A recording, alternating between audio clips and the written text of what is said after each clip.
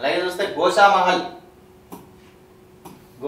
లో చూస్తే మరి ఇప్పటి వరకు అయితే చూసుకుంటే మరి 17 మొత్తానికి అయితే 17 రౌండ్ అయితే ఉన్నాయి. 17 రౌండ్లలో చూస్తే 12 రౌండ్లు అయితే పూర్తయినాయి. 12 రౌండ్ల వరకు చూసుకుంటే మనకు రాజా సింగ్ భారతీయ జనతా పార్టీ నుంచి అయితే అత్యధిక మెజార్టీతో ముందంజలో అయితే ఉన్నారు. 62,522 ఓట్లతో అత్యధికంగా ముందంజలో అయితే మనకు కనిపిస్తున్నారు. మరి రెండవ స్థానంలో చూసుకుంటే నందకిషోర్ వ్యాస్ భారత రాష్ట్ర సమితి నుంచి 37,106 ఓట్లతో రెండవ స్థానంలో ఉన్నారు. మరి మూడో స్థానంలో ఎవరు ఉన్నారనేది ఒకసారి చూద్దాం.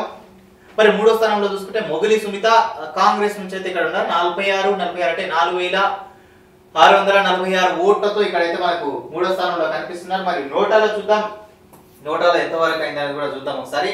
521 ఓట్లు అయితే నోటాలో కనిపిస్తున్నాయి మనకి. ఇంతవరకు పోలేనట్టుగా మరి ఇండిపెండెంట్ గా కూడా చాలా మంది కూడా మనకి ఇక్కడ పోటీ చేసినట్టు కనిపిస్తుంది. మరి మొత్తానికి హోరాహోరీ ఎవరెవరికి ఉంటుంది అంటే ఒక ఇద్దరికి హోరాహోరీ అనుకోవచ్చు. బీఆర్ఎస్ కి కావచ్చు, మరి అయితే భారతీయ జనతా పార్టీ కావచ్చు.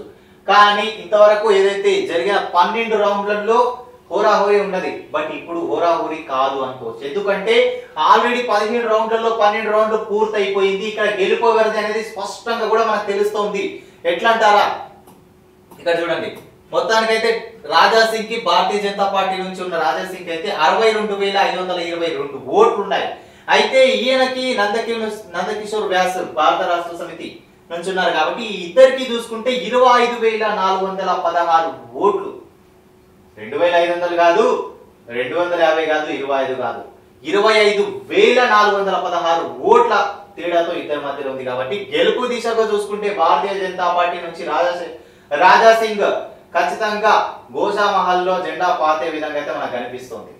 కనిపించడం కాదు, ఖచ్చితంగా గెలిచే విధంగానే ఉంది. ఎందుకంటే ఇంకా 5 రౌండ్లు మాత్రమే ఇక్కడ ఉన్నాయి కాబట్టి ఖచ్చితంగా గోషామహల్ లో భారతీయ జనతా పార్టీ నుంచి రాజా సింగ్ గెలిచే దిశలో అయితే మనకు కనిపిస్తున్నది.